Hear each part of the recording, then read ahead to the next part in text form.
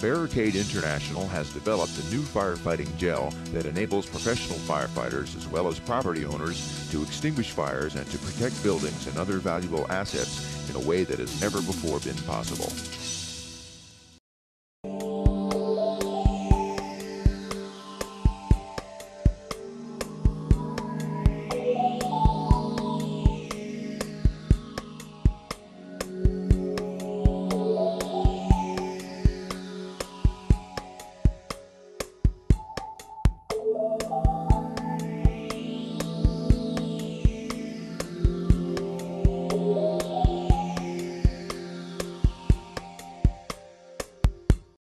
I'm John Bartlett with Barricade Fire Gel, and I'm honored to be here at the Palomar Mountain Volunteer Fire Department today with their fire chief, Chief George Lucia. Chief, thanks for having us in the immediate aftermath of these horrendous fires that you guys just suffered here. Well, it's our pleasure to have you and help you out with your public safety message any way we can. Thank you. The reason I'm really excited to be here is it seems like so many pieces of the puzzle, so to speak, happened in this little mountaintop community, and you're a big reason that a lot of those. Chief Lucia, as far as I know, my experience is the only fire chief so far that was proactive enough to go to your county government and seek grant money to have the government help support the effort to have homeowners and the CERT team, which we'll talk at length about, enabled and empowered to help you and your other firefighters play a role, an effective role, in helping to save the community. We'd love to hear about your experiences. Sure, and my pleasure to talk a little bit about it. And yes, in fact, we have a very supportive local government who took the time to listen to us and give us the resources to make this a success story as best they could. In this particular case, San Diego had 6 major fires just in this county simultaneously. So there was a lot of factors that involved this incident, but we were going backwards. When I became the Palomar Fire Chief a few years ago, I inherited this problem. Some nightmares. But I inherited a very conscious and cooperative community, a very talented and resourceful volunteer fire department. And so with those positive aspects, we were able to put a spin on this and add to the prevention standards that we could use to make this outcome much better. Little background, we're up at 6,000 feet. I feel the elevation being a Florida boy. And so we are out of the June gloom and the offshore mists that help the flatlands. Right. We generally have a sunny day every day. Right. The fuels up here are very dry. We're in one of the biggest droughts, and it's a drought trend. Yes. In 2003 and prior, we had the bark beetle blight, which took out much timber that remained standing and added to our fire load. Our forests have not been thinned properly in years based upon environmental concerns, pros and cons. But a healthy forest needs a certain amount of timber per acre, and we're way over the limits on that.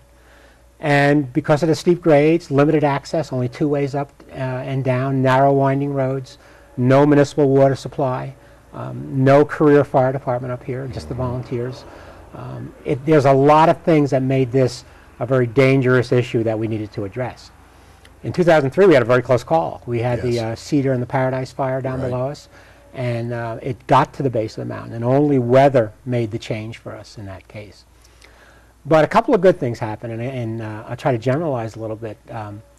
The Barricade gel product that we're talking a little bit about today is something that we've used before. I mean, it's not brand new to us, but the use of it was on the apparatus. We used it as a pre-application for structure protection, something that we would fill a compartment with and try to use if we had the time.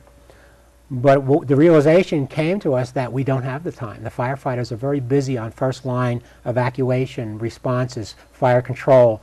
There's a litany of things that we need to do, and that could fall by the side. And we realized how important it was.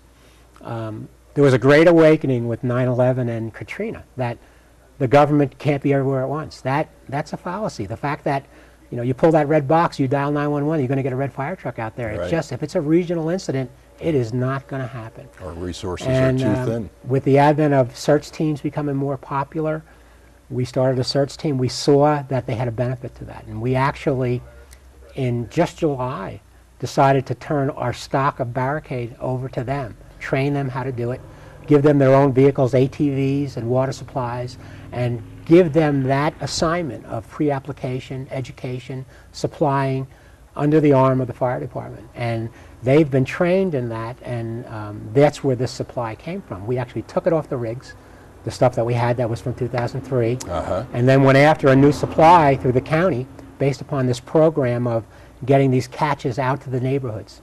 And so our theory was that we were going to educate and arm local neighborhoods, regular citizens, with the overseen by the search teams, so that we would not be tied up with them. They would understand the basics of evacuation, prepping their homes, 100-foot dispensable space, and add just that one more tool to.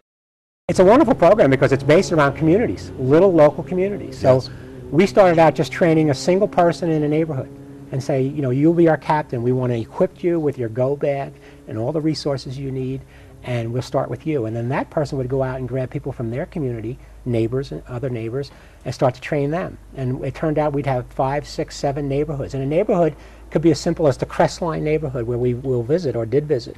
Or it could be as simple as the observatory staff. Yes. Or the Christian Conference Center or the 6th grade camp or the local school.